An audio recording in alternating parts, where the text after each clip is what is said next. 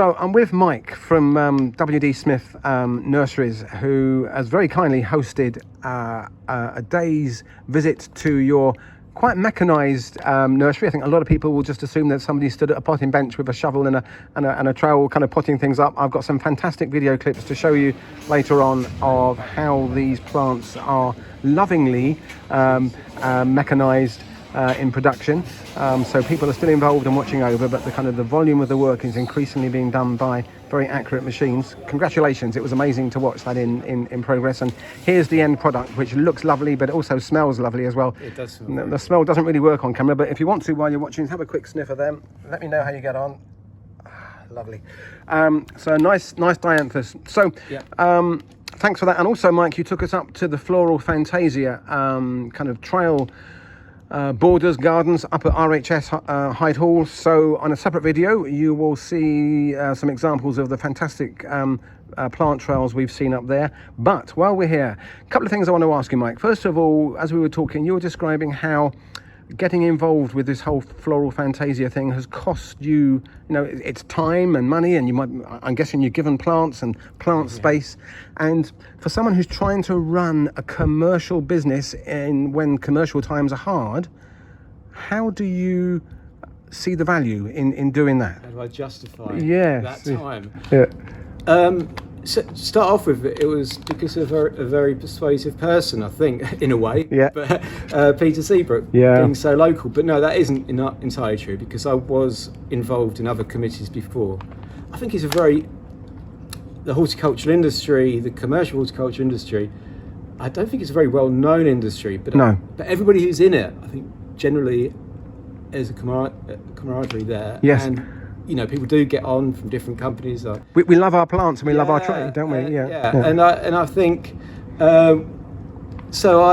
it's nice to give back to that. The people are generally very nice, and we share information. To go back and do the Floral Fantasia garden, I get to meet and work with some great people within the industry, and that's great for our businesses too. It gives me. It gives WD Smith and Son something to be proud of. Well, I'm just chuffed that you've got someone like you who's near enough to the garden to be able to make it happen. It works because of that. Yeah. And all the other people involved in the committee, they're all excellent people from different industries, from different people in the business. Yeah. Businesses. We all share information. They're competitors. Yeah. But they all get on and realise we're all working towards the same thing. Yes, really. Well, look, that's brilliant, and I just want to say thank you, genuinely, because I know how much our time is worth, and giving up time and energy to make this happen, is appreciated, and it helps our trade. So that's brilliant. So that's the Floral Fantasia. The other thing that we've been speaking about, and it's been a concern of the trade over the last few years, is the whole kind of peat-free thing, and I get the impression that, are you totally peat-free, or you almost totally peat-free? Yeah. Everything that we propagate ourselves is 100% peat-free. Well done. Now, we're still buying in plugs for certain products. Right. That's because of crop space, maybe. Yeah. It might be difficult to propagate ourselves, or the breeders' companies themselves don't supply the material to propagate. Yes. So we have to buy the plug. If that's the case, in those situations.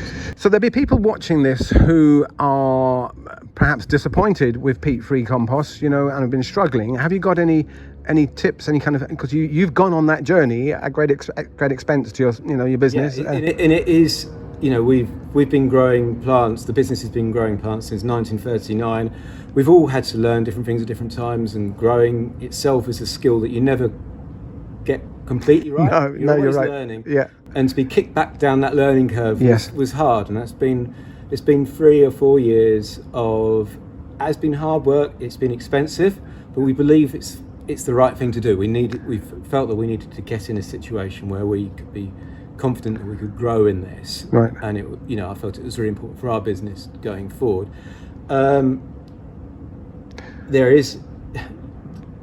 You are going to put more water in those plants. You don't overwater it little and often, I think you said, and that's with the feed as well. If you put too much water in, the feed's going to come out there.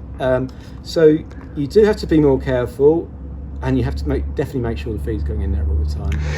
So that little and often thing is quite important. So those of us that are gardening in a domestic situation, so not to keep on soaking it. And sometimes peat-free compost can look dry on top, but still be wet underneath. You know, so for me, doing what you're doing, actually lifting up the pot or the pack, you know, if that's possible, so you can sense from the weight whether or not it's got water in there. That's quite heavy, that one. I've been worried about that one. Yeah. Actually, sometimes that's quite a nice environment. With, like for instance, with primrose, because it dries out on top, you actually get a better atmosphere around it. So you're not getting the diseases in there. So it's not all negative. No, you know, it's easy to be. It's just learning. So someone said today actually that peat-free is not so much difficult as different, and we've got to change the way that we look after plants. Absolutely. And some things have worked very well. Other things haven't. But then that's the nature of growing. Anyway, and I would say as well, I mean, we have a professional mix here. We expect it to be consistent. No, I have retail experience. You have to be careful what you're buying, and probably don't go for the cheapest. Yes, I mean I'm spending more now on my compost, and I'm actually mixing in like a John Innes, a soil-based compost in with a multi-purpose, so that I'm getting a bit more kind of body mixed into the compost. So with watering little and often, and with the fertilizer, maybe that controlled release, the slow release fertilizer granules, so that's gradually. Our plants have that in there anyway. Great. So hopefully our customers are going to get that. But if you're for your pots and your containers, I definitely think it's definitely worthwhile to be doing that. Well, look, this is really, really helpful, really good to kind of listen to someone who's gone on that journey. And there's a lot of us who are still trying to work out how to use peat-free. And we appreciate the fact that you've gone on that journey, and that has cost you because sometimes it hasn't worked and you had to throw out plants. So hasn't been an easy journey for you, but you stuck with it. And you're the second person in a week from a big nursery who said that actually it can be done. So those of us that are struggling, keep on trying. Be a little bit more careful on your watering and a bit more consistent on your feeding, and you too could have plants that look as good as this.